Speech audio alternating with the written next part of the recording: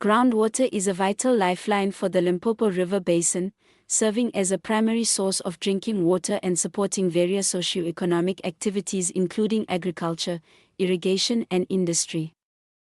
However, groundwater supplies in the basin are facing significant threats such as over-extraction, pollution, and climate change, compromising their sustainability and quality.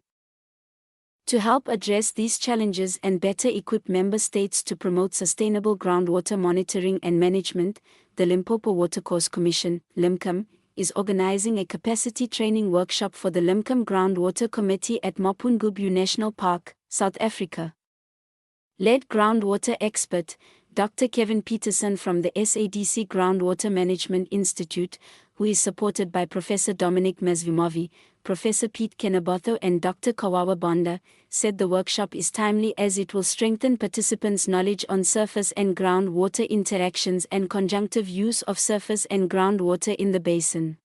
My name is Kevin Peterson. I work for an organization called the Southern African Development Community Groundwater Management Institute, and today we are facilitating a workshop in partnership with the Limpopo Watercourse Commission, LIMCOM, around groundwater surface water interaction. And why groundwater surface water interaction?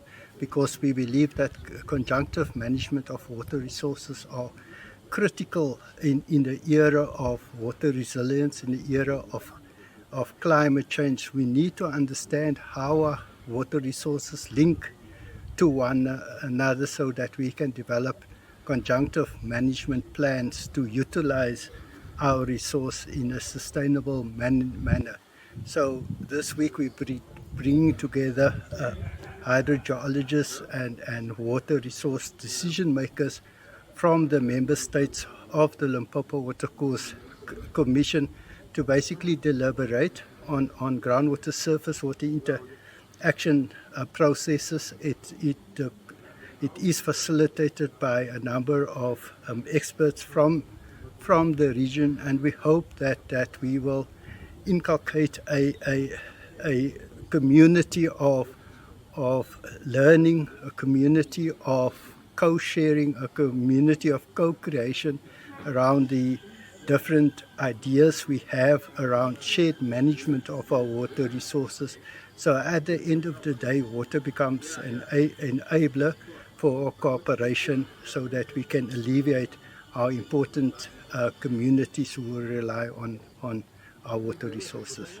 Co-facilitator, Professor Mapungubwe said as part of the workshop, a field visit to the confluence of the Shoshi River would be undertaken to allow the participants to gain practical skills in data collection, analysis, and interpretation.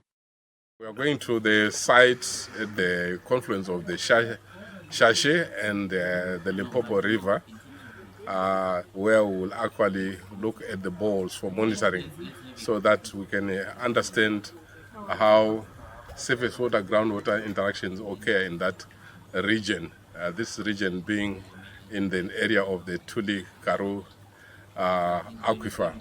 And also this region is also important as we are in the Mapungubwe National Park, or the heritage site, with a history going on up to around 900. We used to have settlements here. We still have actually a lot of archaeology going on. So this will help us to understand even the hydrological processes, groundwater processes, and even, hopefully, even looking at how these have evolved over time. LIMCOM member states said it was critical for riparian countries to regularly meet at the basin level to share information on strengthening groundwater monitoring, since millions of citizens in the basin depend on groundwater resource. Speaking on behalf of member states, Atanasia Komasho from the Republic of Zimbabwe said information gained will be shared with other experts back home.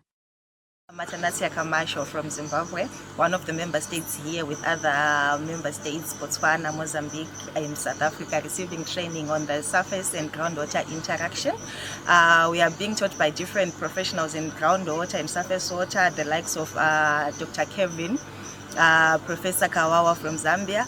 We are receiving training on we are receiving training, hoping to learn and have more practical skills in interpretation of data, analyzing data on ground and surface water. We are also hoping to learn and be able to implement the skills that we get from here on how we can model, for example, data mostly on the Tulikaru aquifer, how we can model the data, how we can interpret it, how we can interpret the data so that we can reduce the vulnerability of the aquifer.